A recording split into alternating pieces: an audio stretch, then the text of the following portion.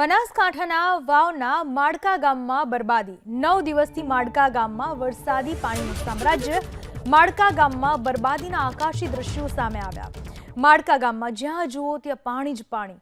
વરસાદી પાણીના નિકાલની માડકાના સ્થાનિકોએ માંગ કરી।